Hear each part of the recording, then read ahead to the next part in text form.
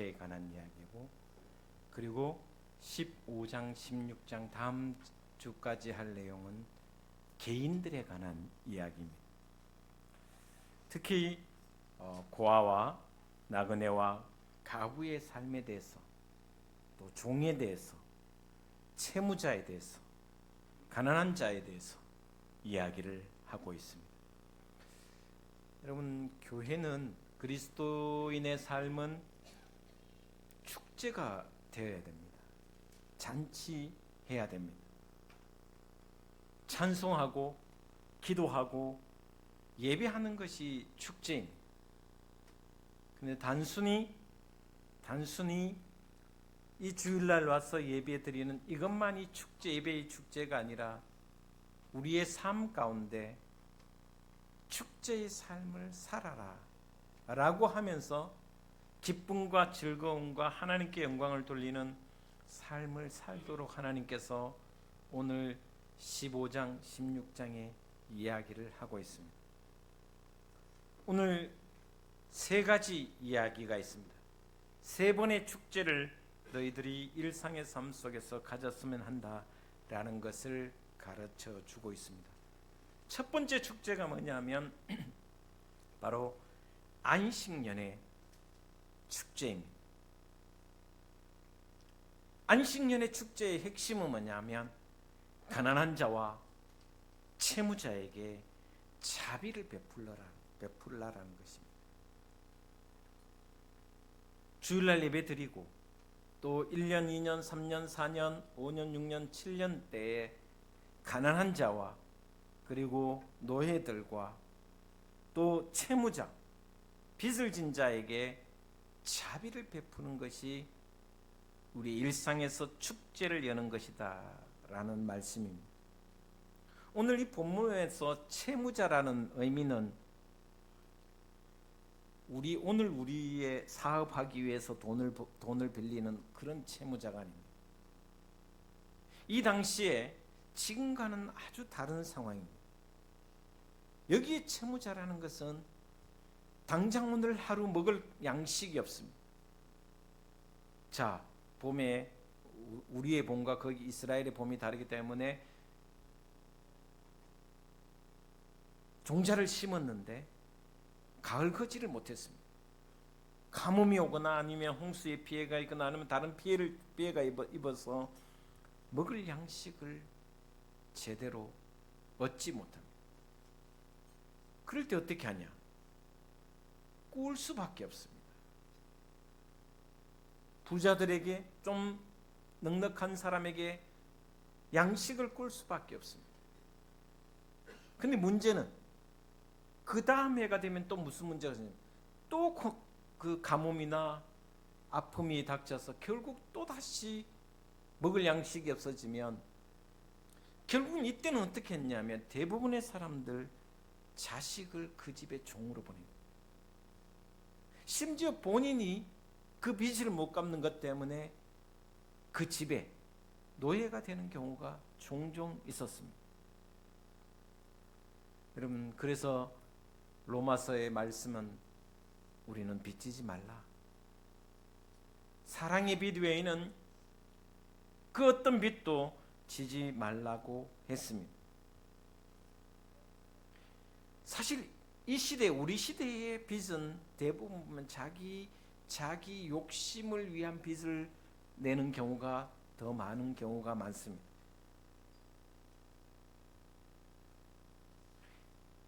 결국 그 자기 욕심을 채우기 위해 빚을 낸 사람은 하나님 앞에 잘못된 과정이다 저는 생각합니다.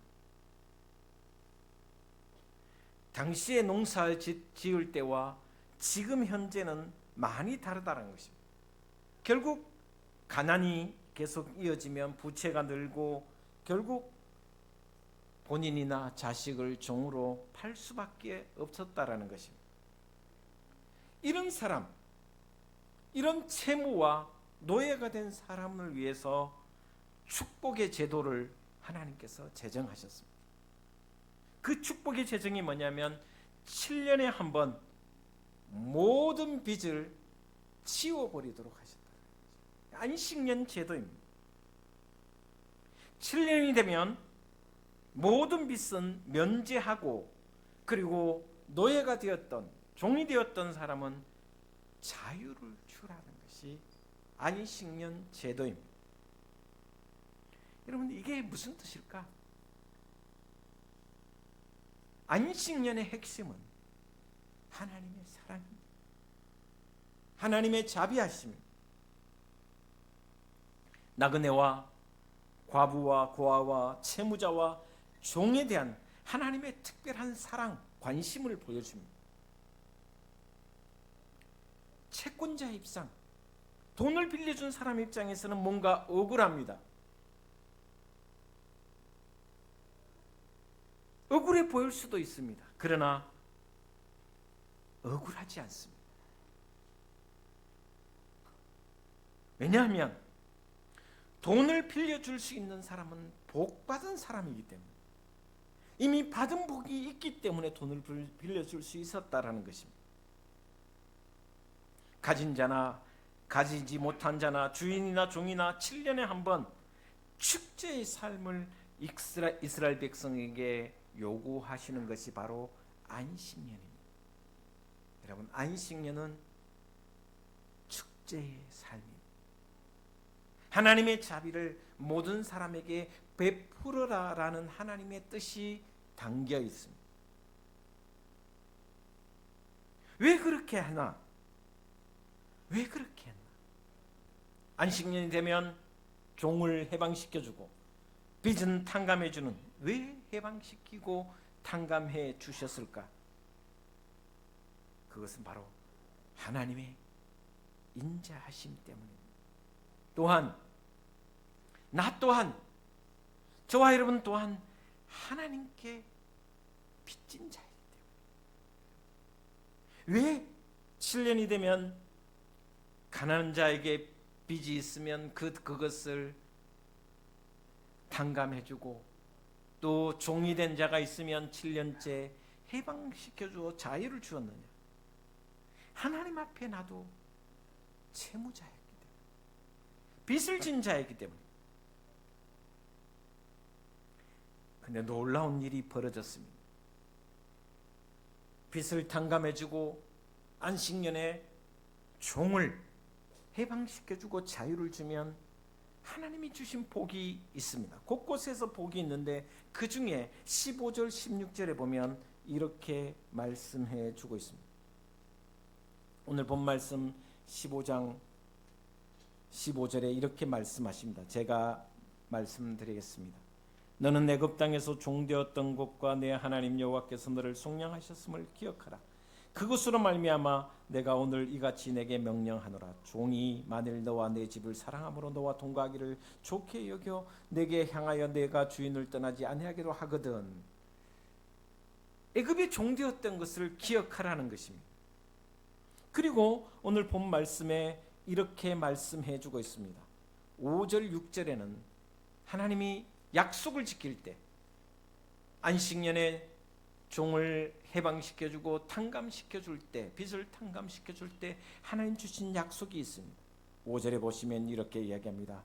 땅에서 네가 반드시 복을 받으리니 너희 중에 가난한 자가 없으리라.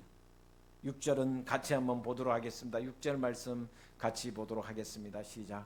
내 하나님 여호와께서 너에게 허락하신 대로 내게 복을 주시리니 네가 여러 나라에 꾸어 줄지라도 너는 꾸지 아니하겠고 네가 여러 나라를 통치할지라도 너는 통치를 당하지 아니하리라. 아멘. 꾸어 줄지라도 꾸지 않을 것이다라고. 이상하죠?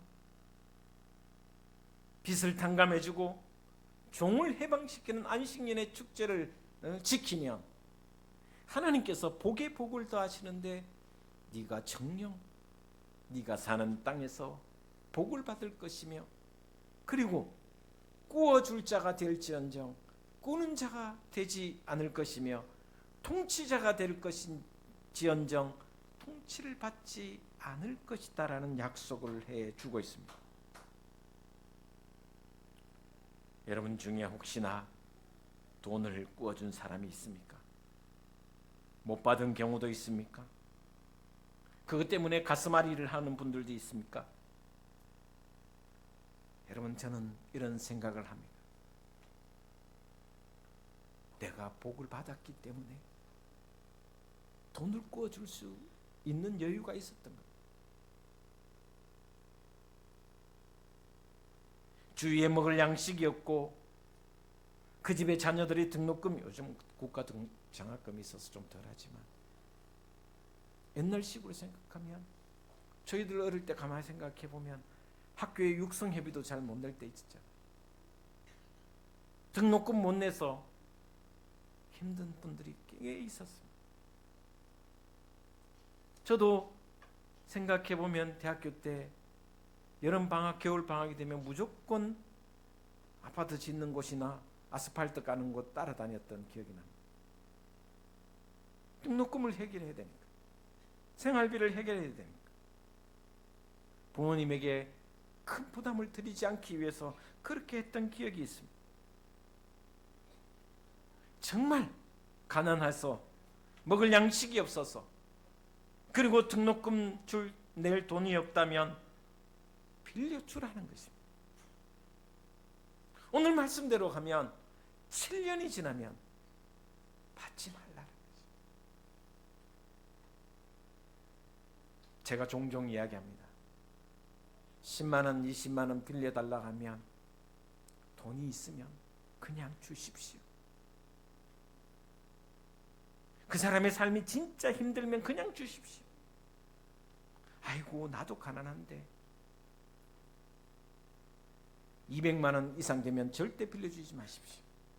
제가 200만 원 이상이라고 이야기하는 것은, 현 시점에 200만 원 이상 빌려주면 그 사람도 상처가 되고 나중에 내가 마음의 부담이 돼요.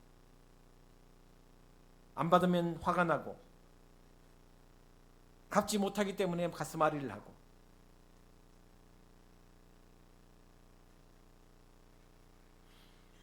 오늘 본 말씀에 또다시 뭐라고 이야기하냐면, 뿐만 아니라 그 꾸어 돈을 빌려간 사람에게, 하나님의 백성 그 사람에게 하나님의 사랑으로 사랑하라고 말씀해 주고 있습니다.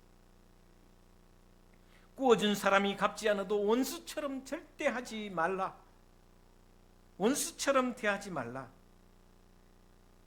그래도 나에게 끌어왔다면 나는 복이 있는 사람이라는 것입니다. 왜냐하면 나에게 돈이 좀 있는데, 아무리 돈 꾸러 생각해 보면요, 돈이 좀 있는데 그 사람에게 돈 꾸지 않는 사람이 하나도 없다면, 그 사람 돈 좀 있는데 아무도 그 사람에게 돈 꾸지 않는다면 그 사람 복 없는 사람이에요. 왜냐하면 인색한 사람이기 때문에. 돈은 좀 있을지언정 복이 없는 사람, 저는 그렇게 생각합니다. 불행한 사람입니다. 손을 내민다는 그 자체가 그나마 나에게 무언가 의지하고 싶은 마음이 있기 때문에 손을 내미는 거 아니겠습니까?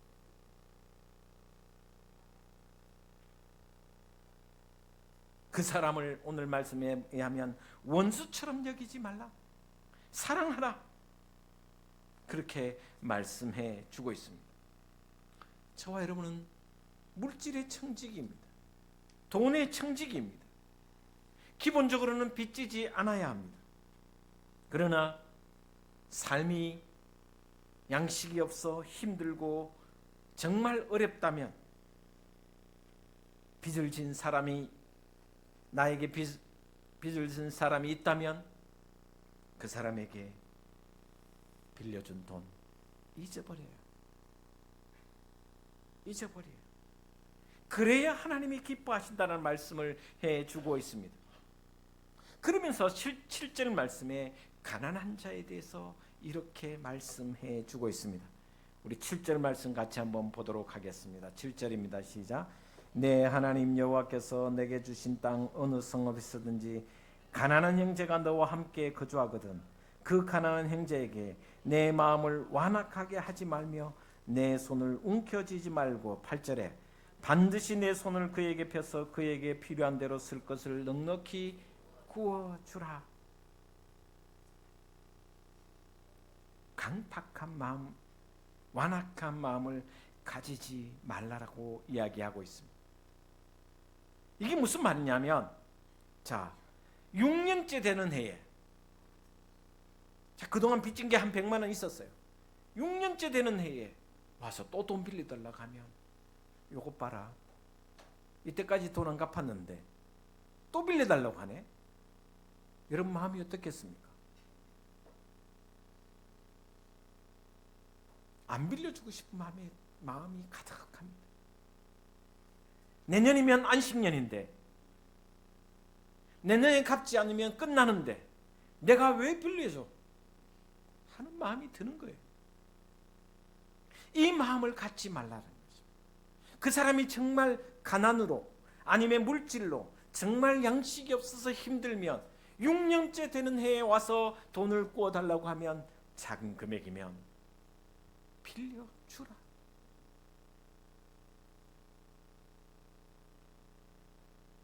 만약에 빌려주지 않으면 그 마음이 강팍한 마음이고 완악한 마음이다 라고 이야기하고 있습니다. 그러면서 9절 말씀에 이렇게 말씀하고 있습니다. 9절 같이 읽겠습니다. 시작.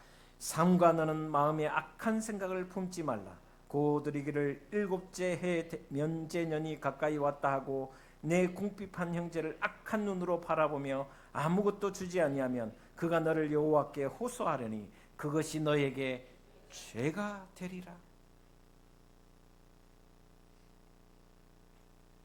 정말 살림이 팍팍해서 그동안 빌린 돈도 아까워 죽겠는데 또 와서 구워달라고 하면, 넉넉하면 주십시오. 단지 100만 원 이상은 주지 마십시오. 제 말입니다. 요거는 주님 말씀이 아니고. 왜? 오늘 말씀 뭐라 하냐면, 네 마음이 악한 생각으로 가득할까 염려함이라. 그리고 그것이 너희에게 죄가 될 것이다.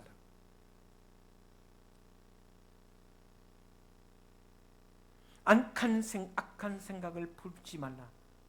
가난해져서 먹을 양식을 구하러 온 사람이 호소를 하면 내년에는 안식일인데 하고 그 사람을 악한 눈으로 바라보면 그가 너를 여호와께 호소하리니 그것이 너에게 죄가 되리라.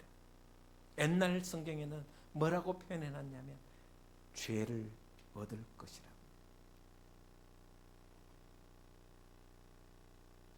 여러분 성경을 읽으면 재밌는 장면들이 많이 있는데 한번 생각해 보십시오. 여러분 성경을 읽으면서 창세기부터 요한계시록까지 한번 읽으면서 가난한 자를 위해서 기도하라는 말이 있습니까? 여러분 찾으면 제가 만원 드릴게요. 가난한 자를 위해서 기도하지 말라고 해요. 왜? 가난한 자가 있으면 내 손을 펴라고 말씀하고 있어요. 나누어 주라고 말씀해 주고 있어요. 말로만 가난한 자를 위해서 기도하고 입술로만 기도하지 말고 손을 펴라고 말씀했어요. 그래서 성경은 가난한 자를 위해서 기도하라는 말은 아예 없어요. 나누어 주라고 말씀하고 있어요. 그것이 바로 가난한 자에 대한 이야기입니다. 그리고 종에 대한 이야기를 12절 말씀부터 하고 있습니다. 여러분 왜 종이 되었겠습니까?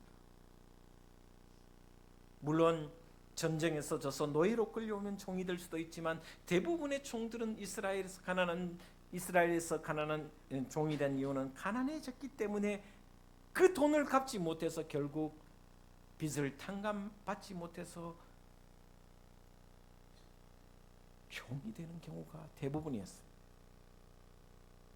그런데 7년이 되면 해방시켜 주라고 하시면서 빈손으로 보내지 말라고 하셨습니다.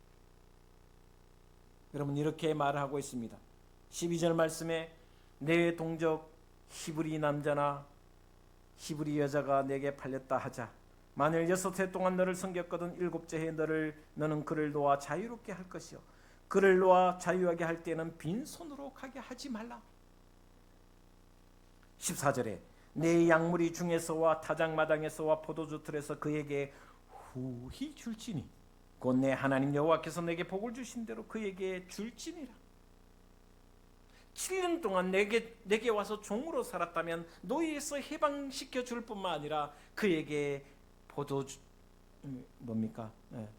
타작마당에서와 포도주 틀에서 또 양무리 중에서 후히 넉넉하게 주라. 살아갈 수 있도록 넉넉하게 주라. 여러분, 품꾼과 일꾼은 다른 겁니다. 여기 말씀하시는 품꾼은 하루 일당을 받고 일하는 사람을 품꾼이라고 이야기하고, 여기 일꾼, 여기는 노예를 상징합니다. 종을 상징합니다. 여러분, 일꾼이 하루 일당 받아서 일하는 사람이 와서, 여러분, 일하는 사람은 땡 하고 가면 땡 하고 시작해가 땡 하면 갑니다. 그렇죠? 생각해 보십시오. 저희 어릴 때도 동네에 이렇게 보면 이제 몇 군데 이렇게 집에 잘 사는 집에 머슴들이 살고 있었잖아요. 머슴들이 사는데요, 그 머슴들은요 새벽같이 일어나서 밤늦게까지 일합니다. 죽을똥 살똥 일합니다. 머슴 중에 좀 게으른 머슴도 있긴 하지만 대부분의 그 종들은 정말 죽을똥 살똥 일했습니다. 그런데 일꾼들은요 종 딱 치면은 갑니다.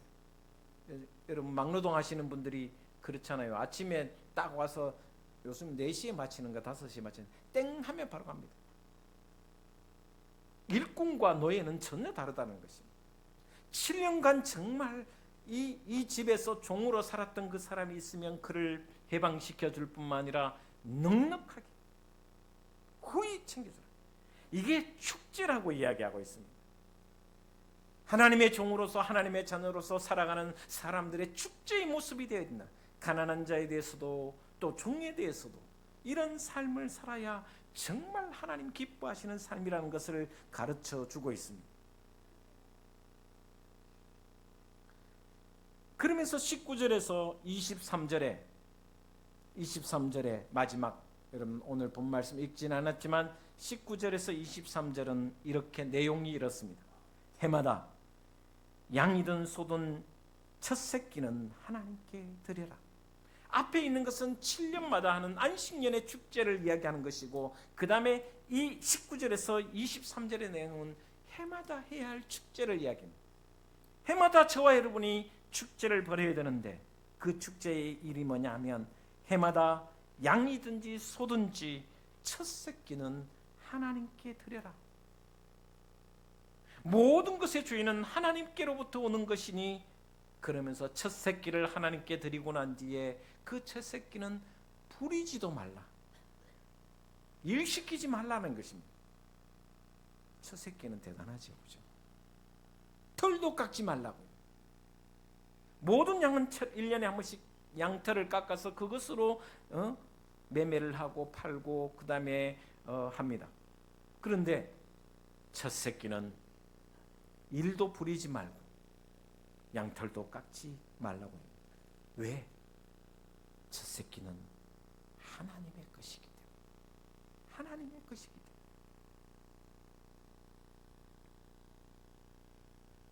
여러분, 우리는 안식년과 안식일이 있습니다. 오늘 주일이 안식인데 7년에 한 번 하는 안식년 축제에 대한 이야기와 함께 오늘 또한 안식일은 하나님과 함께 쉬는 날입니다.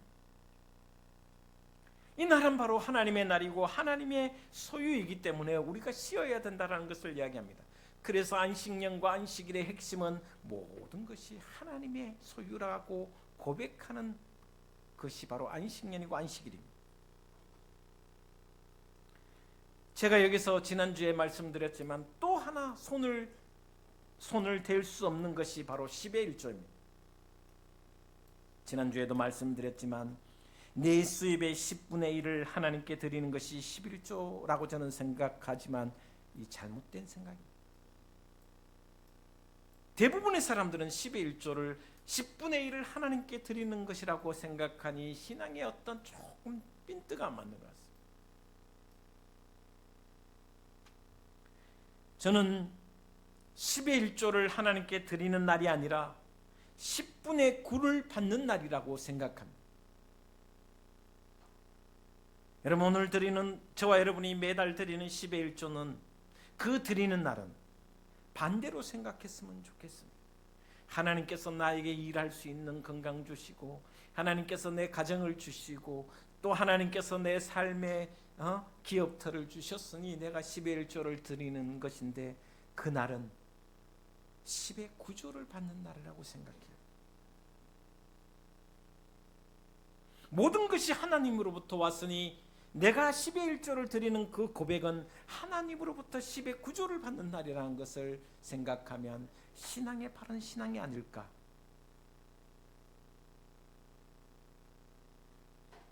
(11조를) 드리는 그 순간, 저와 여러분의 100만 원이면 10만 원을 드리는 그 순간 다르게 생각하십시오. 하나님께서 나에게 10의 9를 주시는 날이다. 대부분의 사람들이 믿음이 떨어지면, 믿음이 흔들리기 시작하면 11조와 감사를 하지 않습니다. 줄어듭니다. 그래서 왜 하나님께서 10의 1조를 두고서는 나를 시험해보라고 말씀하셨을까? 그래서 믿음의 척도가 10의 1조로 기준을 삼는 이유가 뭘까? 바로 여기에 있다라는 거죠. 내게 주어진 모든 것이 하나님으로부터 왔는데 내가 10의 1조를 드리는 그 순간 하나님께서 나에게 10분의 9를 주신다라는 그 고백이 될 때 우리의 믿음이 더욱 성장하는 믿음이라는 거죠. 오늘 본 말씀 다시 돌아와서 처음 난 소와 양의 새끼, 이 처음 난 것을 하나님께 드리고 그날에 하나님 앞에서 또 무엇을 하라고 말씀하시냐면 즐겁게 나누어 먹으라. 양의 새끼와 또 소의 새끼를 드리고 난 뒤에 제가 말씀을 읽어드리겠습니다. 21절. 그러나 그 짐승이 흠이 있어서 절거나 눈이 멀었거나 무슨 힘이 있으면 내 하나님 여호와께 잡아드리지 못할지니 내 성중에서 먹되 부정한 자나 정한 자가 다 같이 먹기를 노루와 사슴을 먹은 같이 할 것이요 오직 피는 먹지 말고 물같이 땅에 쏟을지니라. 여기 이 말씀 속에 중요한 게 있습니다.